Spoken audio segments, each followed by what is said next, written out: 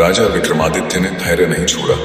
बेताल के छूटकर चले जाने से वे मायूस नहीं हुए, अपितु और भी दृढ़ता से उन्होंने अपने कार्य को संपन्न करने का निश्चय कर लिया।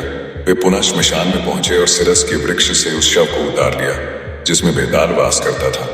उन्होंने शव को अपने कंधे पर डाला और चुपचाप अपनी मंजिल की ओर चल पड़े।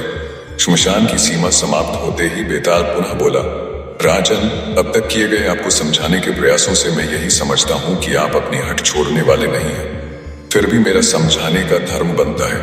खैर, आप थक गए होंगे, इसलिए मैं आपको एक और कहानी सुनाता हूँ। यह कहकर बेताल ने विक्रमादित्य को यह कहानी सुनाई। मेरे दोस्त, मैं आपसे बार बार बोल रहा हूँ कि पूरे YouTube पर ऐसी प्रेरणादायक कहानियां कहीं नहीं मिलेंगी। इसके लिए पहले किताब को खरीदनी पड़ती है, फिर आवाज को भी। एडिटिंग तो आप छोड़ ही दें, इसलिए आपसे हाथ जोड़कर विनती है कि कृपया सपोर्ट करें। बाकी माँ भारती आपका कल्याण करे। बहुत समय पहले किसी आश्रम में नारदानंद नाम के एक मुनि रहते थे। मोक्ष प्राप्ति के लिए उन्होंने अनेक वर्षों तक भगवान की तपस्या की, किंतु उन्हें भगवान का साक्षात्कार न हुआ। तब वे यह सोचकर चिंतित रहने लगे कि कहीं उनकी तपस्या करने की विधि में ही तो कोई दोष नहीं है।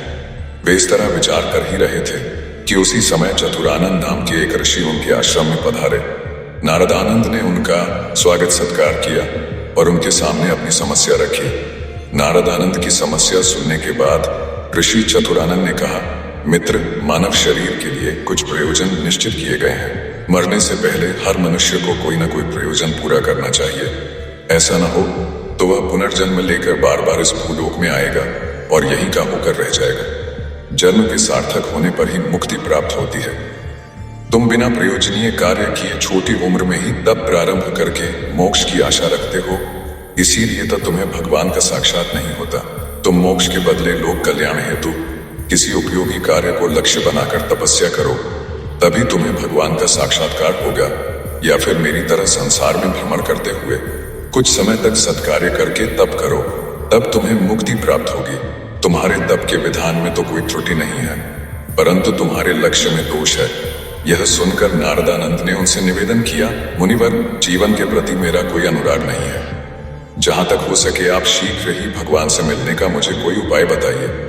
चतुरानंद बोले, उपाय तो है, लेकिन है बड़ा कठिन। तुम तुरंत प्रजा के बीच जाकर निस्वार्थ भाव से सत्कार्य करो, उसके बाद यहाँ लौटकर तप करो तो तुम्हें मुक्ति प्राप्त होगी। नारदानंद ने पूछा, ऋषिवर, कृपया यह बताइए कि यह कार्य कठिन कैसे हुआ? चतुरानंद बोले, जो सत्कार्य तुम करोगे उसमें रत्ती भर भी जीवन के प्रति अनुराग पैदा हो गया तो तुम्हारा तप भंग हो जाएगा।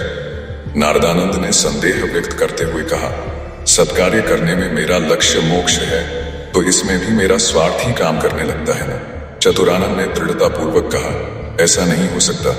जब तुम्हारा लक्ष्य ही मोक्ष है तब तुम्हारा सत्कार्य लोक कल्याणकारक है। तब ऐसे भले कार्य में स्वार्थ की दंध नहीं होती। चतुरानंद की बात सुनकर नारदानंद को शांति प्राप्त हुई।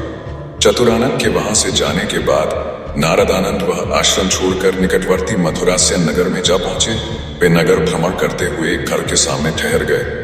उस घर से रोने चिल्लाने की आवाजें आ रही थीं। यह सुनकर मुनि बिना किसी झिझक उसके अंदर चले गए। वह घर एक संपन्न व्यापारी का था। उसकी पुत्री रूपती को एक सांप ने डस लिया था। 90 वर्षीय उसकी दादी ने उस विष को चूसकर अपने पौत्रे की रक्षा करनी चाहिए, लेकिन विष चूसने से वह बेहोश हो गए। इन दोनों के जीने की कोई आशा न रही। वैद्यों के प्रयास असफल हो गए तो घर में कोहराम मचना शुरू हो गया। तब मुनि नारदानंद ने सारी बातें जानकर कहा, इस नगर में श्रीकांत नामक एक व्यापारी है। उसके पास एक अंगूठी व जड़ी बूटी है। उस जड़ी बूटी की सहायता से सर्पदंश के शिकार व्यक्ति को बचाया जा सकता है। मुनि की बात सुनकर व्यापारी ने अपने सेवक को बुलाया तथा उस जड़ी बूटी को लाने के लिए श्रीकांत के घर जाने को कहा। मुनि ने एक अनूठी अंगूठी की रचना करके सेवक को दी, जिसे पहनते ही वह सेवक अदृश्य हो गया। उसके बाद हंसी के साथ उसकी बोली हुई। ये सारी बातें वहां सभी उपस्थित लोगों ने सुनी। यह धनी व्यापारी बहुत ही दुष्ट है। ईमानदार और स्वामी भक्त होने पर भी यह मेरा अपमान करके मुझे तंग करता रहता है। इसके अपराधों के कारण ही सांप ने इसकी बेटी को यहाँ आकर डसा है। अब मैं इस अंगूठी की सहायता से इसका माल चोरी करके सुखपूर्वक जीवन बिताऊंगा। यह सुनकर व्यापारी चिंतित होकर बोला, मुनिवर, अंगूठी के साथ वह भी गायब हो गया है। अब मेरी पुत्री की रक्षा के लिए स्वयं ही उससे उस अंगूठी को वापस ले लीजिए। मुनि बोले, इस अंगूठी का निर्माण करके मैंने अब तक अपना बहुत सा तपोबल नष्ट कर दिया है। तुम्हारे सेवक को पकड़ने के लिए अब मैं अपना और तपोबल नष्ट नहीं कर सकता। मैं स्वयं जाकर श्रीकांत से मिलूंगा और उसे समझा बुझाकर जड़ी बूटी ले आऊंगा। भगवान की यही इच्छा है। यह कहकर मुनि स्वयं श्रीकांत के पास गए और उसे सारी बातें बताकर उन्होंने उससे वह जड़ी बूटी मांगी।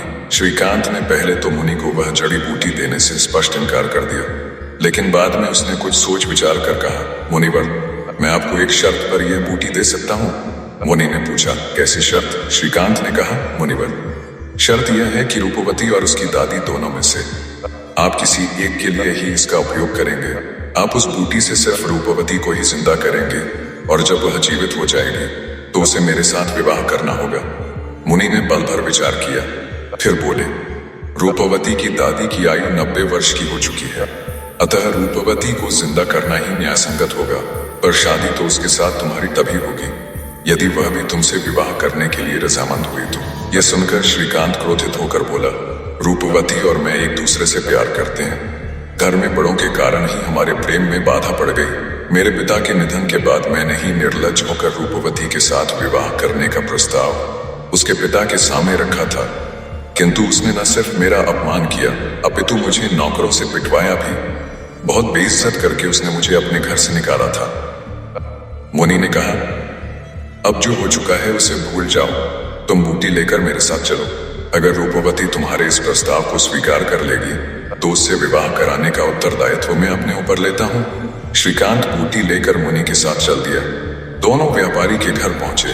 बूटी के प्रभाव से रूपवती जीवित हो गई। कुछ ही क्षण बाद उसकी दादी भी जीवित हो उठी।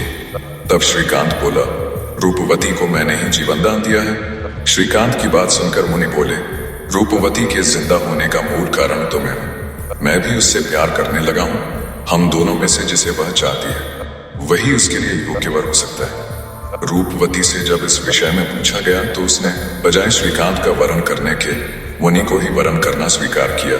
मुनि ने भी अपने तपस्वी जीवन को तिलांजलि दे दी और रूपवती के साथ विवाह करके गृहस्थ जीवन में प्रवेश किया। फिर उन्होंने सुखपूर्वक अपना जीवन बिताया।